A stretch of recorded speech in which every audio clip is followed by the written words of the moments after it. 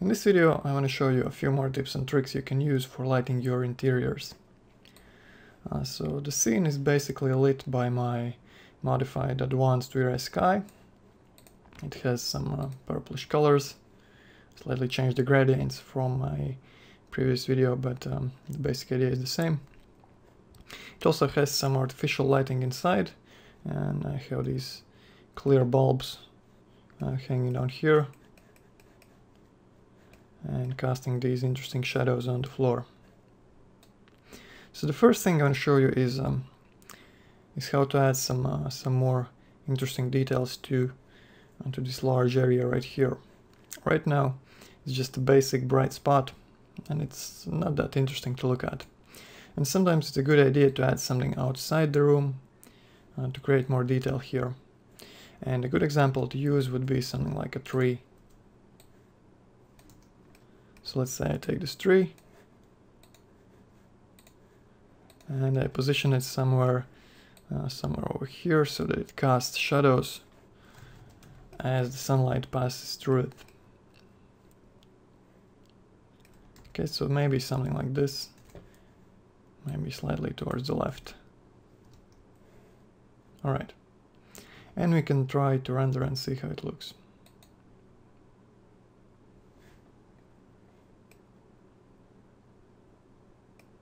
And here's the result. As you can see, this area now looks much more interesting.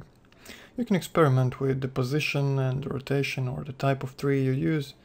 It doesn't really matter. You just get some different patterns and try to find something that you like. And another thing you might want to keep in mind is that this tree is now visible in the rendering and visible in the alpha channel. If you do not want it to be visible, you can just right click on it. Okay, go to Object Properties and disable Visible to Camera and Visible to Reflection Refraction. And if you disable these two options, you still get the nice shadows, but you do not see the tree itself. I'm going to leave the tree itself visible for now. Right, so that's one way to get some more interesting shadow patterns instead of plain sunlight. Another way is to use some transparent curtains. So, for example, I have these curtains right here. I'll show you the material.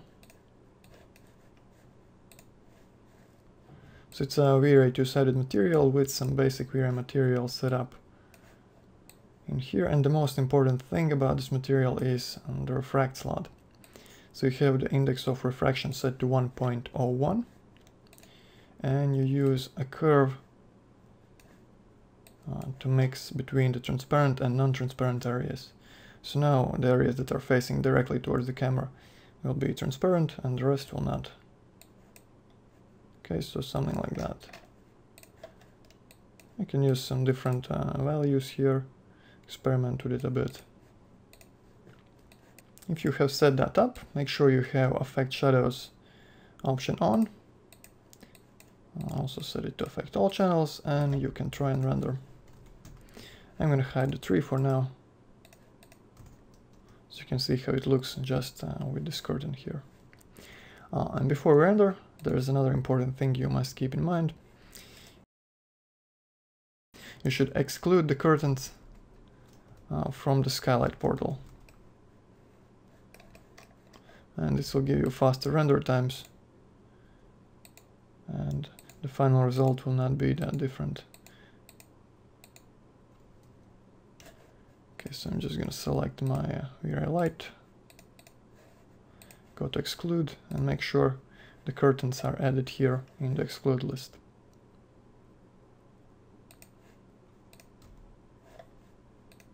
So let's render and see how the shadows look with the curtains.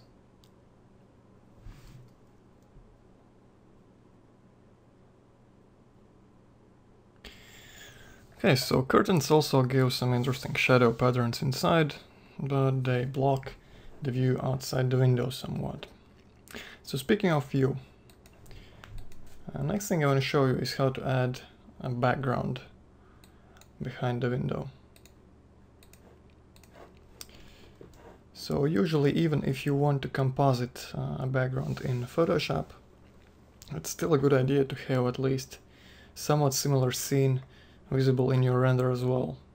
And the reason for this is that if you have this bright sky outside visible in the window, when you composite something different in Photoshop, you might get some brighter or darker edges along these sides of the window, and basically anywhere where you'd see the default sky that's in the environment slot.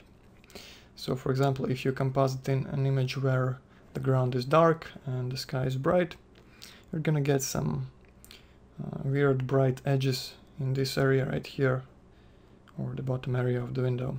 So it's a good idea to have at least a somewhat similar scene right there when you render.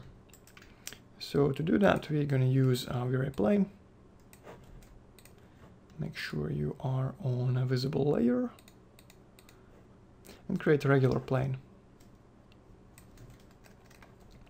And what I want to do is I want to rotate the plane so it faces towards the camera. Okay, so like that.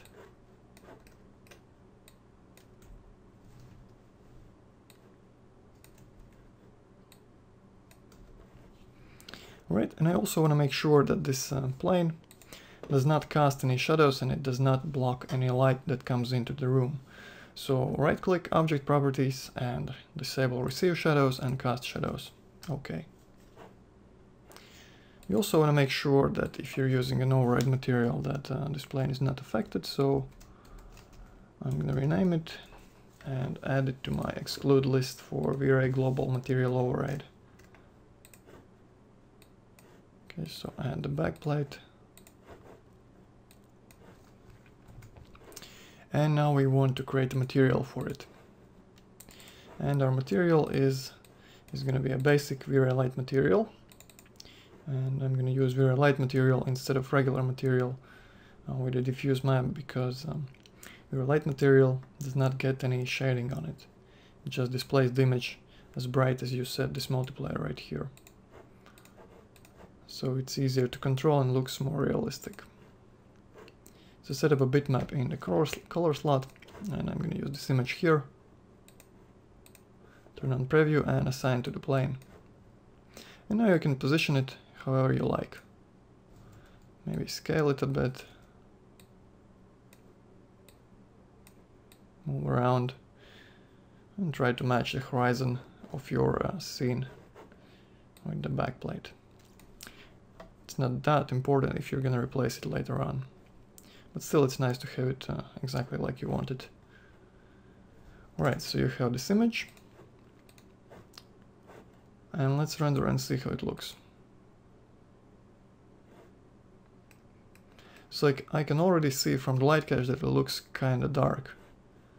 If the room is so bright, I think the background should be much brighter. So let's start by bringing up the multiplier to something like 3.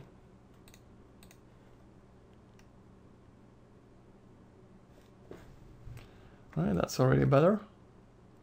I think maybe we can go up to 4 or 4.5, and that should be alright as well.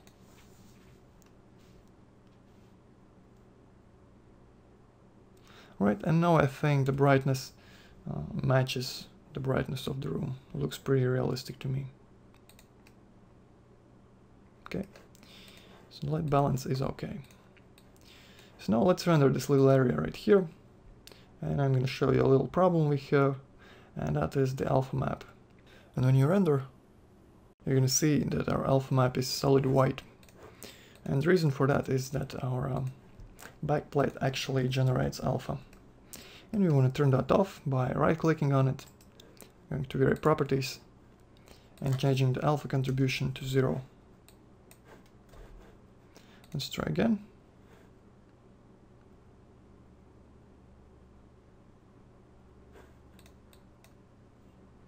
Right, and it actually seems that we also need to change some settings for the glass material in the window,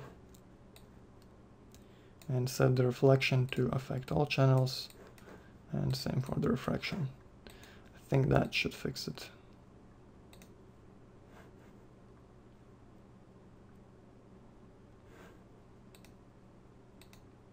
Okay, and now we have the alpha just like we wanted.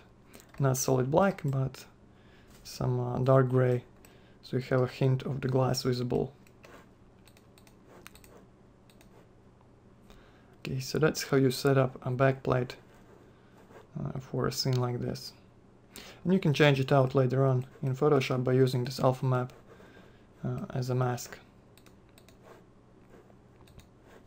Okay, so let's unhide the tree.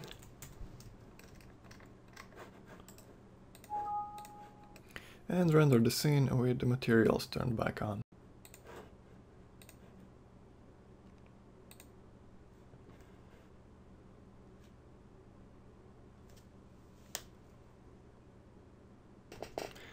Alright, so everything looks pretty good, except for one thing, and that is these light sources right here.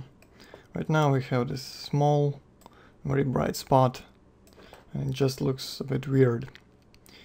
So we might want to try and add some lens effects, like bloom and glare, to maybe improve the appearance of these bright spots. So first of all, I'm going to take and select this small area right here. Actually enough to select just two of the lights. And then I'm going to go to rendering, effects, and add vray lens effects.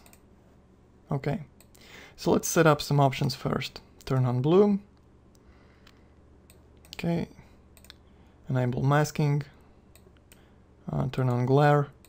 Let's set it to from camera parameters, so we can set up exact parameters that affect this glare, and enable mask as well. Right, I'm also gonna try using diffraction. Okay, so let's try and see how it looks. We can choose to use interactive update by enabling this checkbox right here, and this is automatically going to cause re-rendering of your scene or selected area in your frame buffer. So keep that in mind if you have an unsaved render. Do not mess around with these options right here, because it might accidentally cause re-rendering the whole scene again. So let's wait for it to finish.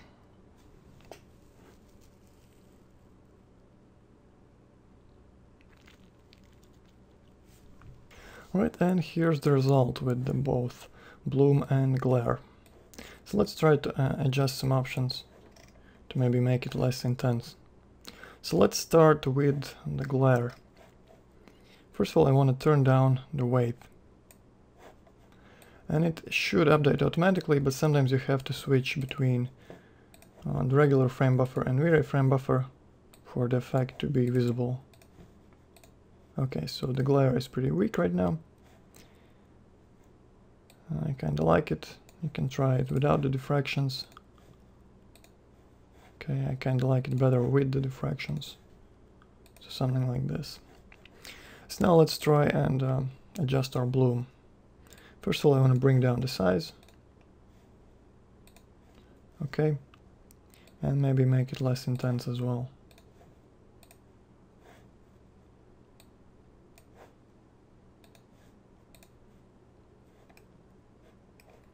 Right, not bad. And what the shape option does, it makes the light harder if you turn it up, and it makes it blurrier if you turn it down.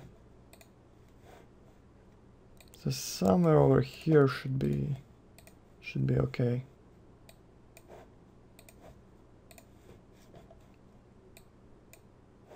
Maybe slightly smaller.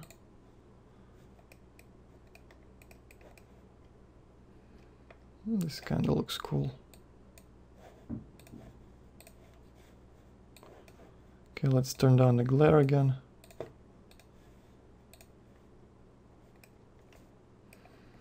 And what I like to go for is a nice subtle effect. Not too strong, not too crazy. Maybe something like this. You can try adjusting some camera options here. For example, let's reduce the F number to make the rays a bit more pronounced. Maybe let's rotate the blades a bit, like 45 degrees. And it sort of rotates those arrays around. You can see, if you switch to the render element, glare mask and bloom mask, you can see which areas are affected by this. In this case, only those bright spots are affected. Otherwise, our whole image would get this effect. Okay, so I think it's alright. Maybe let's turn down the weights a little bit. So 5 for the bloom. And let's say 4 for the glare. That kind of looks okay for me. Right, now I'm gonna unhide my curtains and render the scene to see how it all looks together. And here's our final image for this scene.